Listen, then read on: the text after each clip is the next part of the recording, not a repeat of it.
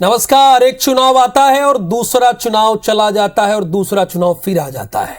यानी सबसे पहले बात किसकी होगी दर्शकों?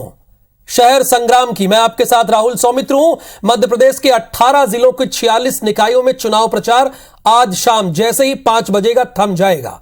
इन निकायों में 27 सितंबर को वोटिंग होगी, जबकि परिणाम 30 सितंबर आ जाएंगे। इन चुनावों में कुल मिलाकर 3422 प्रत्याशी मैदान में हैं। इन निकायों की खास बात यह है कि अधिकतर इलाके आदिवासी बाहुल्य हैं। जाहिर है इन सीटों पर मिली जीत या हार दोनों ही दलों के लिए 2023 के विधानसभा चुनाव के पहले एक लिटमस टेस्ट जैसा होगा। और यह भी जानने की और लोग समझेंगे कि आदिवासी किस ओर जा रहे हैं, यह भी समझने वाला यह चुनाव होगा। दोनों दल अपनी अपनी जीत का दावा कर रहे हैं। शिवराज सिंह चौहान से लेकर विष्णुदत्त शर्मा से लेकर कमलनाथ सभी प्रचार कर रहे हैं। तस्वीरों में आप देख भी रहे हैं। एमपी सरकार के 2 कद्दावर मंत्री भूपेंद्र सिंह और गोपाल भार्गव की विधानसभा खुरई और गढ़ा कोटा नगर पालिका में भी चुनाव है, जहां भाजपा अपनी जीत का दावा कर रही है। इधर चुनाव के लिए प्रशासन ने भी कमर कस ली है। तो 30 सितंबर को जो है वो परिणाम आ जाएंगे और आज से ठीक 2 दिन बाद चुनाव है, यानी इसी दिन वोटिंग की प्रक्रिया है और 3 दिन बाद यानी वोटिंग के 3 दिन बाद रिजल्ट आएंगे, यानी 30 तारीख को रिजल्ट आएंगे। तो 27 सितंबर को वोटिंग है, यानी 2 दिन बाद, और जैसे ही शाम को 5 बजेगा चुनाव प्रक्रिया की आप थम जाएगी, सारी प्रक्रिया थम जाएगी। आप चुनाव प्रचार नहीं कर सकेंगे। प्रक्रिया की आप थम जाएगी, सारी प्रक्रिया थम जाएगी। आप चुनाव प्रचार नहीं कर सकेंगे।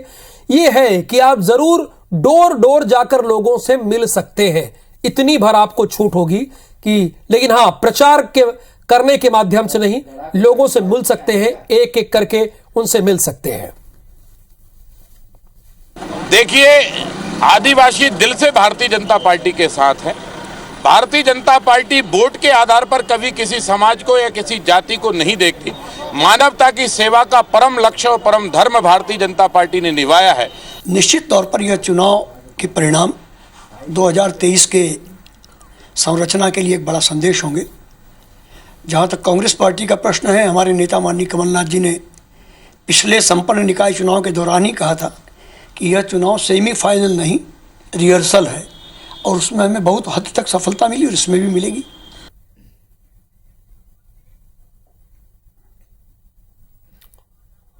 तो दोनों दल अपनी अपनी जीत का दावा कर रहे हैं। जाहिर सी बात है, दावा तो करेंगे ही, लेकिन दावा तो 30 सितंबर को ही सच या गलत साबित होगा। लेकिन कोई कोर कसर ना तो भारतीय जनता पार्टी छोड़ रही है और ना ही कांग्रेस छोड़ रही है। दोनों खूब मेहनत कर रहे हैं। दोनों के सीनियर लीडर प्रचार प्रसार कर रहे हैं।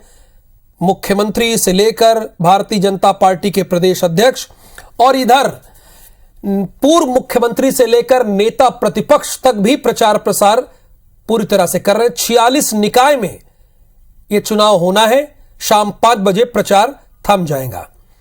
सुधीर दंडोतिया इस वक्त हमारे साथ लाइव जुड़े हैं, आप उनको स्क्रीन पर देख रहे हैं। 46 नगरीय निकाय के लिए चुनाव होना है और खासकर सुधीर, ये वो इलाके हैं जो आदिवासी बाहुल्य कहे जाते हैं।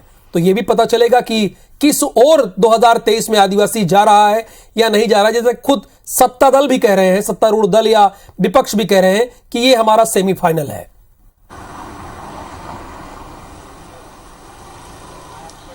देखिए, बिल्कुल राहुल, अगर बात करें तो मध्य प्रदेश में नगरीय निकाय चुनाव जो पिछले दिनों हुए थे उनको सत्ता का सेमीफाइनल कहा जा रहा था, और जो सत्ता के सेमीफाइनल है उसके आखिरी स्पेल का जो मैच है वो ये 46 नगरीय निकाय चुनाव के तौर पर देखा जा रहा है। और ये आखिरी स्पेल तय करेगा कि मध्य प्रदेश में 2023 में प्रदेश की जनता किसके साथ है, क्योंकि जो सामान्य सीटों पर चुनाव हुए थे उसका परिणाम हमने देखा था कि उसमें कांग्रेस काफी ज्यादा उत्साहित थी।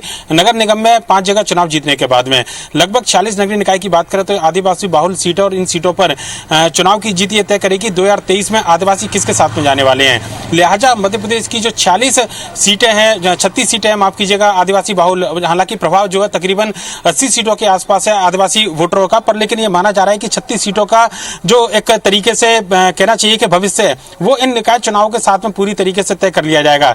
चुनाव में भले ही 3400 प्रत्याशी मैदान में हो, पर लेकिन ये मध्य प्रदेश में आने वाले 2023 के विधानसभा के परिणाम भी कहीं ना कहीं प्रभावित करेंगे, ये बात बिल्कुल पूरी तरीके से स्पष्ट है। इन चुनावों में पार्षदों का चुनाव होना है, पर लेकिन दिग्गज नेता चुनाव प्रचार में आखिरी दौर में दमखम नजर लगाते हुए नजर आ रहे हैं। खुद मुख्यमंत्री शिवराज सिंह चौहान की बात करें तो आज थांदला, अलीराजपुर और झाबुआ में मुख्यमंत्री शिवराज सिंह चौहान चुनाव प्रचार पर है। इसके अलावा बीजेपी के प्रदेश अध्यक्ष बीडी शर्मा छिंदवाड़ा में आखिरी दौर के प्रचार में दमखम लगाते हुए नजर आ रहे हैं। साथ ही साथ पूर्व मुख्यमंत्री कमलनाथ की बात करें तो वो छिंदवाड़ा के अंदर ही है, और छिंदवाड़ा में जिस तरीके से कांग्रेस को सांसद, विधायक और नगर निगम चुनाव में जीत मिली थी, उसके बाद अब नगर पालिका, नगर परिषद पे भी कांग्रेस चाहती है कि यहाँ पर जीत मिले।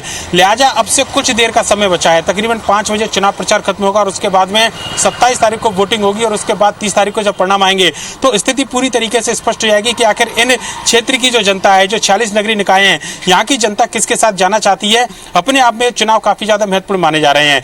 आदिवासी वोटर, बीजेपी लंबे समय से इनको अपने पाले में लाने की कोशिश करती रही है और पिछले बार 2018 में हमने देखा था कि 36 में से 27 सीटों पर कांग्रेस ने जीत हासिल की थी, जिसकी वजह से मध्य प्रदेश के अंदर कांग्रेस सरकार बनाने में सफल रही थी। इस बार बीजेपी चाहती है कि यहाँ पर बेहतर परिणाम आए, जिससे कि 2023 में बीजेपी के ज्यादा से ज्यादा ग्राउंड लेवल पर अगर पार्षद जीत कर आते हैं तो विधानसभा के चुनाव में उसका फायदा मिलेगा। यही वजह है कि बीजेपी ने इन चुनावों को एक आम चुनाव की तरह लिया है और पूरी रणनीति के साथ बीजेपी के तमाम नेता जो विधायक, सांसद हैं, उनको प्रभारी बनाया गया और रणनीति के साथ चुनाव मैदान में यहाँ पर उतरे हुए हैं। लिहाजा आज का दिन प्रचार खत्म होने के बाद में काफी अहम है। इसके बाद डोर टू डोर कैंपेन शुरू होगा। 27 तारीख को सुबह 7 बजे से शाम को 5 बजे तक वोटिंग डाली जाएगी और 30 तारीख को जब चुनाव परिणाम सामने निकल कर आएंगे तो मध्य प्रदेश के सत्ता के सेमीफाइनल की तस्वीर पूरी तरीके से साफ हो जाएगी कि शहर में जिस तरीके से कांग्रेस और बीजेपी दोनों को मिला जुला बहुमत मिला था, क्या ग्रामीण क्षेत्रों में, खासकर आदिवासी अंचल के अंदर इन 40 नगरीय निकाय में बीजेपी और कांग्रेस में आदिवासी किसके साथ जाने वाले हैं। राहुल, शुक्रिया इस पूरी जानकारी के लिए सुधीर आपका।